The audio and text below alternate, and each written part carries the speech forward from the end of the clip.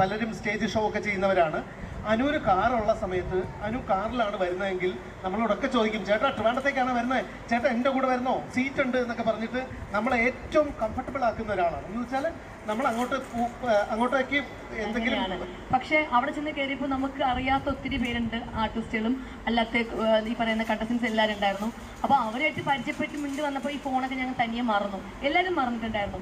പിന്നെ ടാസ്കും ഓരോ ആക്ടിവിറ്റി കാര്യങ്ങൾ തരുമ്പോൾ തന്നെ നമ്മൾ പിന്നെ ഫോൺ നമ്മൾ ശ്രദ്ധിക്കുന്നില്ല. എനിക്കങ്ങനെ ഫോണിൽ വലിയ ശ്രദ്ധയൊന്നും ഉണ്ടായിരുന്നില്ല. പിന്നെ ഫുൾ ടെൻഷനായിരുന്നു, അടി വഴക്ക് അങ്ങനെയൊക്കെ ആയിരുന്നു. ഏറ്റവും പെയിൻഫുൾ ആയിട്ട് തോന്നിയ ഒരു അനുഭവം എന്താണ്? ഏറ്റവും പെയിൻഫുൾ ആയിട്ട് എപ്പോഴും തോന്നാറുണ്ട്. എപ്പോഴും ഓരോ കാര്യം എപ്പോഴും പെട്ടെന്ന് കരയുന്ന ഒരാൾ കൂടിയാണല്ലോ. ഏറ്റവും കൂടുതൽ വേദനിച്ച് കരഞ്ഞൊരു സിറ്റുവേഷൻ എന്തായിരിക്കും? അങ്ങനെ നോക്കിക്കഴിഞ്ഞാൽ ഞാൻ 100 ദിവസം നിന്നിട്ട് 100 ദിവസം ഞാൻ കരയാറുണ്ട്. അതെ, ഞാൻ 100 ദിവസം. ലാലേട്ടൻ ഏറ്റവും കൂടുതൽ ബഹളം ഉണ്ടാക്കിയിട്ടുള്ള ഒരു കണ്ടസ്റ്റന്റ് തീർച്ചയായിട്ടും അനുവദിക്കും. ചോദിക്കട്ടെ, ലാലേട്ടൻ ഏറ്റവും കൂടുതൽ ക്രോസ് ക്വസ്റ്റ്യൻ ചെയ്തിട്ടുള്ള കണ്ടസ്റ്റൻസിൽ ഒരാള് തീർച്ചയായിട്ടും അനുവദിക്കും. എന്താ അങ്ങനെ തോന്നണേ? എന്താ പറയണ്ടേ? സ്നേഹമുള്ളതുകൊണ്ടാണ് പുള്ളി ഇതേ പറയുന്ന പോലെ വഴക്ക് പറയുന്നത്. അപ്പൊ ഞാൻ ആ ഒരു സെൻസിൽ എടുത്തിട്ടുണ്ട്. ഉറപ്പായിട്ടും ഞാൻ പുറത്തിറങ്ങിയതിനു ശേഷമാണ് അമ്മയും ചേച്ചിയും എന്റെ ഫ്രണ്ട്സും റിലേറ്റീവ്സും എല്ലാരും പറയുന്നത് അത് നിന്റെ ഭാഗത്ത് തെറ്റില്ലാത്തതുകൊണ്ടാണ് പുള്ളി ആ ഗെയിമായിട്ട് എടുത്തിട്ട് നിന്നെ വഴക്ക് പറയുന്നതെന്ന് മനസ്സിലായി. അപ്പൊ ആ ടൈമിൽ ഞാൻ വിചാരിച്ചു ഇതെന്താ ഞാൻ തെറ്റ വഴക്ക് പറയുന്നത്. പക്ഷെ അത് പിന്നെ മനസ്സിലായത് അത് ഇഷ്ടമുള്ളതുകൊണ്ടാണ് പുറത്ത്, അതായത് എനിക്ക് ഡൗട്ട് തോന്നാതിരിക്കാൻ വേണ്ടിയിട്ടാണ് വഴക്ക് പറയുന്നത് എന്നുള്ള രീതിയിൽ. തീർച്ചയായിട്ടും കൂടുതൽ കാണുന്ന പ്രേക്ഷകർക്ക് അറിയാം എല്ലാം. നിങ്ങൾക്ക് ലൈവ് കാണുന്നവരുണ്ടായിരിക്കാം, ടി വിയിൽ ഈ പറയുന്ന പോലെ 1 hour ഷോ കാണുന്നവരുണ്ടായിരിക്കാം. അപ്പൊ എനിക്ക് തോന്നുന്നു ലൈവ് കാണുന്നവർക്കായിരിക്കും കുറച്ചും കൂടെ പ്രോഗ്രാമിനെ പറ്റി കുറച്ച് ധാരണ ഉള്ളതെന്ന് തോന്നുന്നു, അല്ലേ? ഇനി നിങ്ങളോട് ഞാനൊരു ചോദ്യം ചോദിക്കട്ടെ. ആദ്യം അനുമോള് ഒട്ടും ഇഷ്ടമല്ലാതിരുന്നിട്ട് പിന്നെ അവസാനമായപ്പോ അനുവിനെ ഇഷ്ടപ്പെട്ട എത്ര പേരുണ്ട് ഈ കൂട്ടത്തില്? ഒരുപാട് പേരുണ്ട്. ആദ്യം മുതലേ ഇഷ്ടമാണ്. ഡെഡിക്കേറ്റഡ് മുതലേ ഇഷ്ടമുള്ള ആൾക്കാരാണ് ആക്ച്വലി. അതെ, സ്റ്റാർ മാജിക് മുതലേ ഇഷ്ടമുള്ള ആൾക്കാർ, ഏറ്റവും ഡെഡിക്കേറ്റഡ് ആയിട്ടുള്ള ഫാൻസ് ആണ്. ഒരു ഫാൻ ബേസ് ഉള്ള ഒരാളാണ്. അതെ, ഇനി ഒരു കാര്യം കൂടെ പറയാം. അനുവിനെ കാണാനായിട്ട് തമിഴ്നാടിന്ന് കൊച്ചു വെളുപ്പാങ്കാലത്തെ അനുവിന്റെ വീട്ടിൽ അനു ഉണർന്ന് രാവിലെ എണീറ്റ് നോക്കി ലൈവ് കാണുന്ന ആളുകൾ പേപ്പർ എടുക്കാൻ വന്നപ്പോഴത്തേക്ക് ഒരു 10-30 തമിഴ് ഡോർ തുറന്നിറങ്ങിയപ്പോഴത്തേക്ക് 10-40 തമിഴര്. 10-40 ചുമ്മാ തള്ളല്ലേ? 25 ഇല്ല, 2 പേരാ.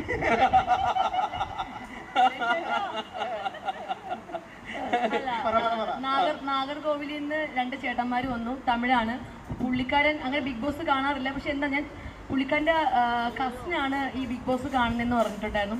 അങ്ങനെ അവർ അതിനെപ്പറ്റി സംസാരിച്ച സമയത്താണ് പുള്ളിക്കാരനെ ബിഗ് ബോസ് കാണാൻ തുടങ്ങിയത്. അപ്പോൾ പുള്ളിക്ക് എന്നെ ഭയങ്കരമായിട്ട് ഇഷ്ടപ്പെട്ടു. അങ്ങനെ എൻ്റെ വീട് കണ്ടുപിടിച്ച്, അതായത് ആര്യനാടെന്ന് പറഞ്ഞ സ്ഥലം കണ്ടുപിടിച്ച് അവിടെ വന്നിട്ട് അവിടെ നിന്ന് ആരൊക്കെയോ ഈ സ്ഥലം പറഞ്ഞു കൊടുത്ത് ഞാൻ ഇപ്പോൾ താമസിക്കുന്ന സ്ഥലം കണ്ടുപിടിച്ച് അവിടെ വന്നായിരുന്നു. ഒത്തിരി സന്തോഷം തോന്നി. അതുപോലെ ഒരുപാട് പേര് വീട് അന്വേഷിച്ച് വന്നിട്ടുണ്ടായിരുന്നു. അടിപൊളി.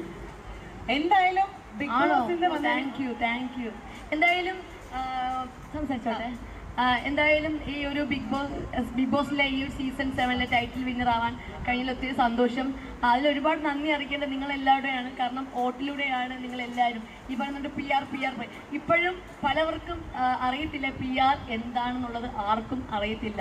PR എന്ന് പറഞ്ഞു കഴിഞ്ഞാൽ എന്താ പറയുക, ജയിപ്പിച്ച് വിടുക എന്നുള്ള അല്ല, നിങ്ങളുടെ വെറും തെറ്റിദ്ധാരണയാണ്. PR എന്ന് പറഞ്ഞാൽ വെറും സപ്പോർട്ട് മാത്രമാണ്. ഇപ്പം നിങ്ങൾ 1 hour കാണുന്ന പ്രോഗ്രാം, അതായത് ഈ 24 നിങ്ങൾ ലൈവ് കാണുന്നത്, അതായത് ഈ 1 hour കാണിക്കാത്തത് പലതും ഈ പറയുന്ന 24 കാണിക്കുന്നുണ്ട്, അല്ലേ? അതെ, അത് എടുത്തിട്ട് അത് ഷോർട്ട് വീഡിയോ ആയിട്ട് ഈ പറയുന്ന സോഷ്യൽ മീഡിയയിൽ പബ്ലിഷ് ചെയ്യുന്നതിനാണ് PR എന്ന് പറയുന്നത്. എന്നെ സപ്പോർട്ട് ചെയ്യുന്നതാണ് PR എന്ന് പറയുന്നത്. അതെ, അല്ലാണ്ട് ഈ 16, 20, 25, 30 ലക്ഷം രൂപ മുടക്കിന്ന് പറഞ്ഞ് ഒരിക്കലും നമുക്ക് വിന്നറാവാൻ പറ്റത്തില്ല. അത് വെറും തെറ്റിദ്ധാരണയാണ്.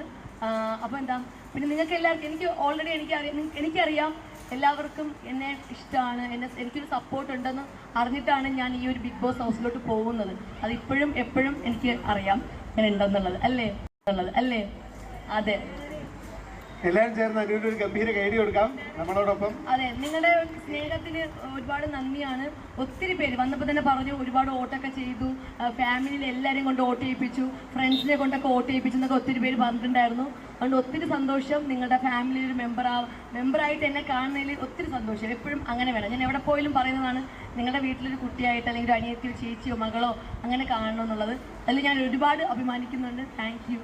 അനുവിനെ കുറിച്ച് പറഞ്ഞു കഴിഞ്ഞാൽ അനു ഇപ്പം നിങ്ങളോട് പെരുമാറിയ പോലെ തന്നെയാണ് നമ്മൾ സ്റ്റാർ മാജിക്ക് ചെല്ലുമ്പോഴും അല്ലെങ്കിൽ ബിഗ് ബോസിൽ ചെന്നപ്പോഴും ഒക്കെ അനുവായിട്ട് തന്നെയാണ് നിന്നത്. അത് തന്നെയാണ് എനിക്ക് തോന്നുന്നു അനുവിന്റെ ഏറ്റവും വലിയ സ്ട്രോങ് പോയിന്റ് എന്ന് തോന്നുന്നു. എന്തായാലും ശക്തമായിട്ടുള്ള പോരാട്ടത്തിലോട്ട് കൂടിയിട്ട് വിജയിച്ച അനുവിനൊരു വലിയ കൈയടി നമ്മളുടെ വക.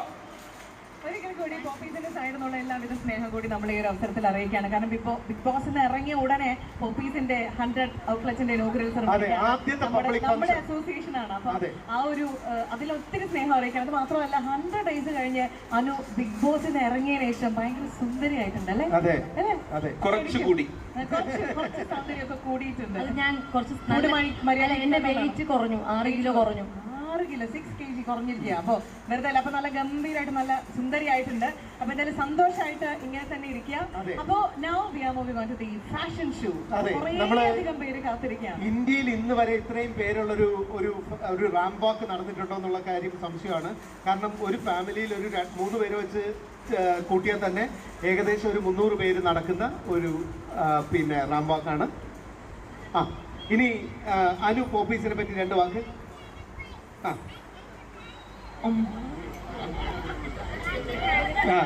പ്ലാച്ചി വീട്ടിൽ കിടന്ന് ഉറങ്ങുന്നതാവേ. പ്ലാച്ചിക്ക് സുഖം സുഖം സുഖം പ്ലാച്ചിക്ക് സുഖം. എന്തേ കേട്ടില്ല? അതേ കൊണ്ടുവരാത്തുന്നതോ? Thank you so much. അപ്പൊ എന്തായാലും നമുക്ക് ഇനി ഫാഷൻ ഷോ അനുനോട് ഞാൻ റിക്വസ്റ്റ് ചെയ്യാണ്. നമ്മുടെ മാനേജിംഗ് ഡയറക്ടർ ആൻഡ് ഫൗണ്ടർ അവിടെ ഇരിക്കുന്നുണ്ട്. അപ്പൊ സാറിന്റെ കൂടെ ജോയിൻ ചെയ്യാനായിട്ട് റിക്വസ്റ്റ് ചെയ്യാണ്. അപ്പോൾ ഏകദേശം ഏറ്റവും ചെറിയ പ്രായത്തിലുള്ള കുട്ടികൾ വരെ നമ്മുടെ കൂടെ മത്സരിക്കാനായിട്ടുണ്ട് ഈ ഒരു കോമ്പറ്റീഷൻ. അപ്പൊ കുറെ സമയമായിട്ട് എല്ലാവരും കാത്തിരിക്കുകയാണ്. അപ്പൊ നമ്മൾ ഇനി ആ കോമ്പറ്റീഷനിലേക്ക് പോകണം. കലേഷേട്ടാ, യെസ്. അപ്പൊ എല്ലാവരും വിധികർത്താക്കളായിട്ട് നമ്മുടെ കൂടെ ഉണ്ടാവുന്ന പ്രതീക്ഷയ്ക്കാണ് 3 പേരും. വിധികർത്താക്കളായിട്ടുള്ള ആൾക്കാരെ ഒന്ന് നന്നായിട്ട് ഒബ്സർവ് ചെയ്തോണേ. ആരാണ് ഏറ്റവും ഇതിൽ ഒരു വിജയിക്കാണ് സമ്മാനം. അത് നിങ്ങളാണ് ഒബ്സർവ് ചെയ്യേണ്ടത്. അതുപോലെ തന്നെ നിങ്ങൾ ഓരോരുത്തരും ഇവിടെ കൂടിയിരിക്കുന്ന ഓരോരുത്തരും നോക്കിക്കോണം.